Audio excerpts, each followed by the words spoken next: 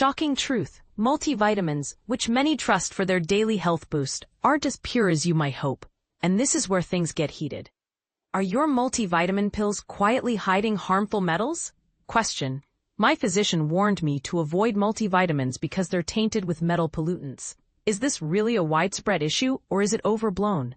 And should you follow that advice? Let's dig in. Recent investigations have confirmed that a surprising number of multivitamin products contain unwanted heavy metals. For instance, one study focusing on prenatal vitamins and folic acid supplements found lead, yes, that lead, in a staggering 80% of the samples. Even more disturbing, 15% exceeded California's established safety limit of 0.5 micrograms per serving, according to Proposition 65. But here's the controversial part. No brand names were clearly identified, and there's no public list distinguishing which supplements are clean and which aren't. Worse still, multivitamins that include calcium or iron were more likely to be affected by this contamination. However, one key takeaway is that products verified by independent testing agencies, like United States Pharmacopeia or NSF International, tend to offer greater safety and reliability. So, how serious is this? While labs are incredibly sensitive and even tiny traces of contaminants can be detected, experts believe the risk from such small amounts remains fairly minimal. Yet, the debate continues.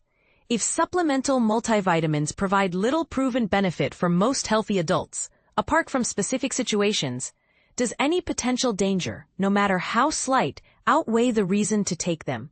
And this is the part most people miss. Large-scale studies haven't consistently shown meaningful health improvements from regular multivitamin use in healthy populations. This means that even a small chance of harm could tilt the balance toward not using them at all. On the flip side, prenatal multivitamins containing folic acid play a life-saving role in preventing neural tube defects during pregnancy.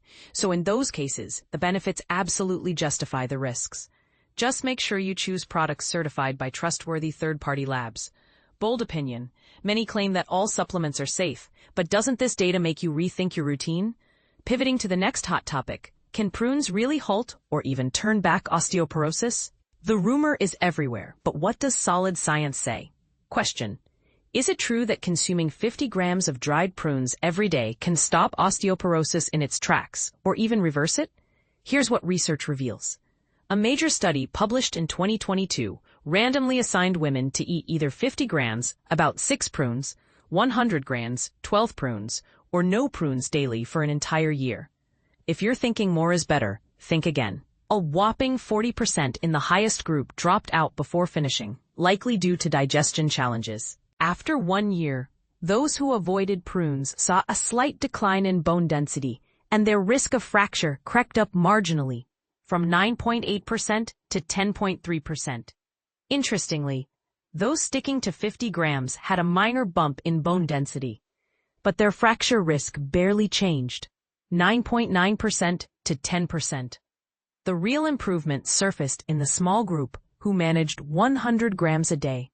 They notched a modest decrease in their likelihood of fractures. Here's what most people misinterpret. The observed changes were subtle, and bones take years, not months, to show major shifts. While prunes may help keep your bones from weakening and could slow loss, there's not compelling evidence yet that they can actually reverse osteoporosis. For those with moderate bone loss, prunes can be beneficial, especially if you'd rather avoid medication. But for individuals facing serious osteoporosis and real fracture danger, stronger medical interventions are necessary. What about side effects? Prunes primarily impact bowel regularity, which some might welcome, but others could find bothersome. No severe side effects were seen in the study. Worth noting, the research was funded by the California Prune Board, so could there be a bias? Joining the debate, here's a question for you. Do you think the medical community should recommend prunes as a first line of defense against bone loss? Or do you see this as hype from the fruit industry? Have you felt the benefits yourself, or do you remain skeptical? Share your experiences and opinions below. Are multivitamins and prunes essential for good health or overrated? Sound off in the comments.